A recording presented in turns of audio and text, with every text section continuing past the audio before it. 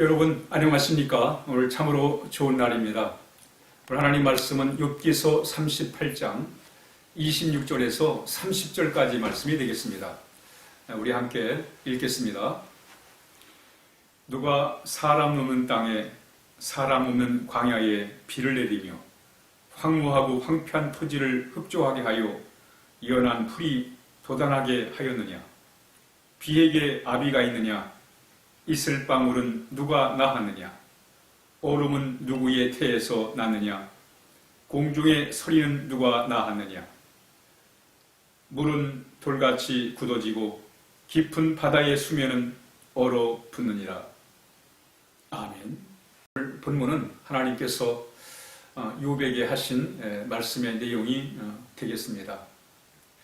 오늘 본문에 보면 28절에 비에게 아비가 있느냐? 이슬 방울은 누가 낳았느냐? 라고 이렇게 질문하고 있습니다.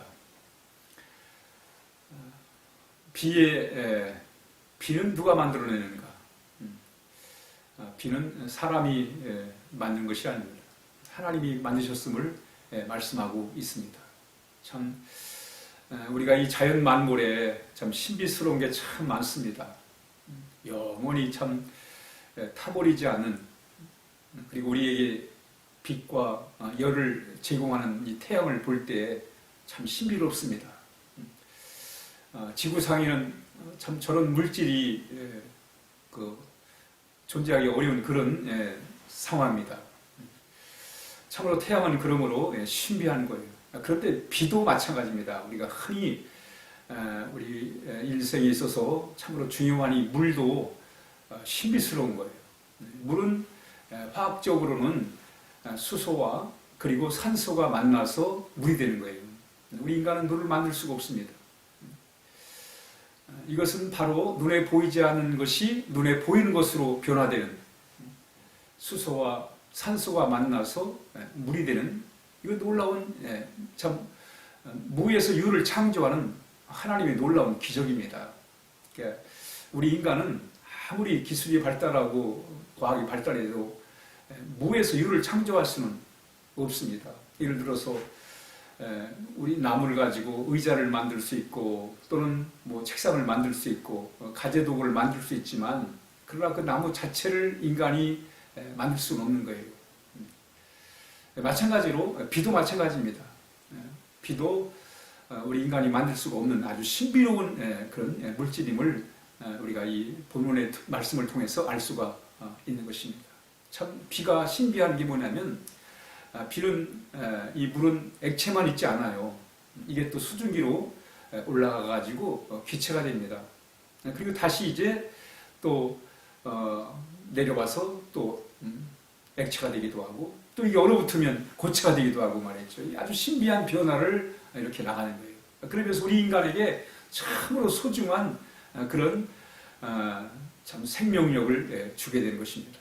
그래서 물이 한 곳에 있는 게 아니라 그게 수증기로 올라가가지고 또 비구름이 돼가지고는 사람이 없는 곳에다가 가서 또 비를 뿌리는 거예요. 그래서 사막에도 또 비를 뿌리고 말이죠. 이런 하나님의 놀라운 역사, 이것은 참으로 신비스러운 역사임을 알게 됩니다. 그래서 비가 뿌려지는 곳에 생명이 참 싹이 트는 거예요. 오늘 27절에 보니까 황무하고 황폐한 토지를 흡족해 하려 연한 풀이 돋아나게 하니라. 그래서 여러분, 생명의 싹을 틔우고 또 자라게 하는 게 뭐예요? 그게 이 비의 신비로움입니다. 그래서 이 초식 식물들이 이렇게 참 싹이 트고 자라고 이제 꽃이 피는데 말이죠. 꽃이 얼마나 색깔이 다양합니까? 또는 그 꽃 속에는 향기가 담겨 있어요. 그런데 이게 비를 통해, 물을 통해서 이렇게 꽃이 피고 향기를 만들어내고 또는 아름다운 색깔들을 만들어낸단 말이죠. 물을 통해서, 이 물을 통해서 또 열매를 맺게 하기도 하고 말이죠. 이런 놀라운, 그래서 이 물은, 이 비는 생명을 이렇게 참 싹이 트게 하고 또 자라게도 하고 활력을 불어넣는 거예요. 여러분, 화분에 물이 말라가면 금방 꽃이 시들어버립니다. 화초가 시들어버려요. 그런데 물을 주면 말이죠, 다시 막 활력이 생기는 거예요. 그래서 이 물은 생명을 싹 틔우고 또 자라게 만들고 또 활력을 갖게 만드는 그런 놀라운 역사를 이뤄가게 하는 것입니다.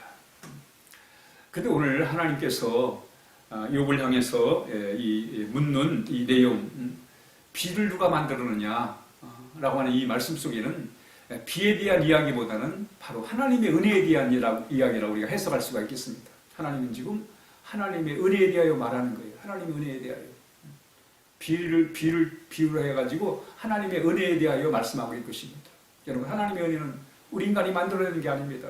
마치 물을 우리 인간이 만들어낼 수 없는 것처럼 바로 하나님의 은혜는 하나님이 만들어내는 거예요. 그런데 이 하나님의 은혜는 참 비와 같아요. 비와 같이 같은 역할을 한다, 이렇게 말씀을 드릴 수가 있겠습니다. 그래서 하나님의 은혜는 무엇과 같다? 비와 같다. 그래서 여러분, 하나님의 은혜가 임하는 곳에 생명이 역사하는 거예요. 여러분, 우리가 하나님의 자녀가 되는, 우리가 거듭나서 새롭게 변화되는 삶을 살아가는 게 뭐예요? 하나님의 은혜입니다. 하나님의 은혜를 통해서 이런 놀라운 생명의 역사하는 거예요. 뿐만 아니라 시들은 영혼에 활력을 불어넣는 게 뭐예요? 하나님의 은혜입니다.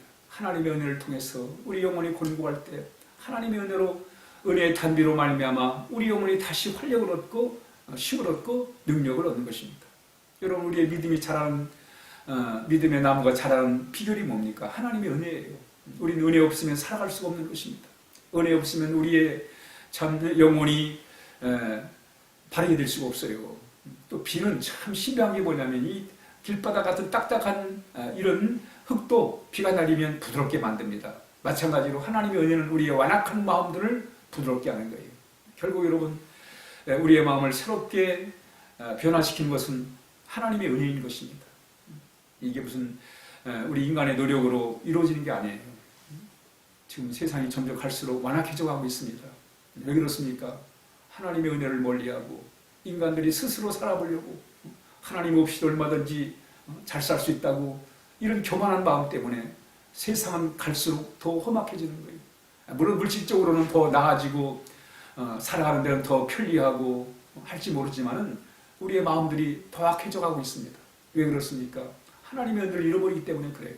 그러므로 우리 늘 하나님의 은혜를 통해서 우리의 마음에 응어리가 새기지 않도록, 우리의 마음이 안악하지 않도록 우리가 늘 하나님의 은혜 속에 살아야 될 것을 말씀하고 있습니다. 여러분, 하나님의 은혜는 참으로 비처럼, 비가 이 땅에 참 모든 만물에 아주 중요한 것처럼 하나님의 은혜는 우리의 삶 가운데 매우 중요한 것입니다. 그러므로 하나님의 은혜를 늘 바라며 살아야 돼요. 그런데 참 신비한 게, 같은 비를 내려도, 제주도에 비가 내려도 제주도 제주시나 이 평지에는 한 30mm가 오면 그 한라산 꼭대기는 150mm가 온다고 해요.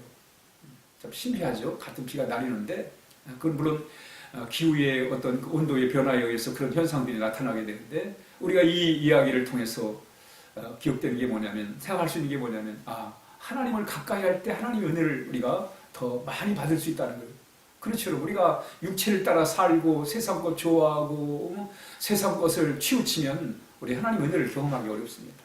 왜? 세상 것에는 하나님의 은혜를 우리가 쉽게 경험할 수가 없는 거예요. 그러나 우리가 하나님 앞에 기도하고 하나님 말씀을 사모하고 하나님을 사랑하고 하나님과 가까이 하려고 하는 그런 마음, 그런 아름다운 마음 속에서 하나님은 우리에게 더 큰 은혜와 은혜를 베풀어 주시게 되신 것입니다. 그러므로 우리는 늘 하나님의 은혜 속에 우리가 살아야 돼요.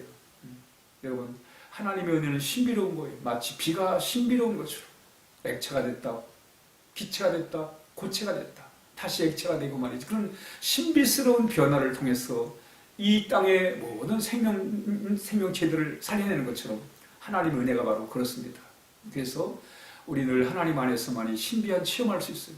이 신비한 체험은 바로 우리의 마음을 새롭게 하고 우리 심령을 새롭게 하고 삶을 변화시키는 놀라운 능력이 있습니다. 여러분, 세상 것을 물론 체험하는 것도 필요하겠죠. 그러나 우리는 하나님의 신령한 은혜를 체험해야 됩니다. 그럴 때 그 신령한 은혜를 통해서 우리의 삶이 변화되고 우리가 새로운 삶을 살아갈 수 있기 때문에 그렇습니다. 오늘도 우리 하나님과 함께 정말 하나님의 은혜 속에서 함께 살아가는 그런 귀한 하루가 되시기를 주의 이름으로 축복합니다. 기도하겠습니다. 하나님 아버지 감사합니다. 오늘도 하나님의 은혜 속에 살게 하셔서 감사합니다.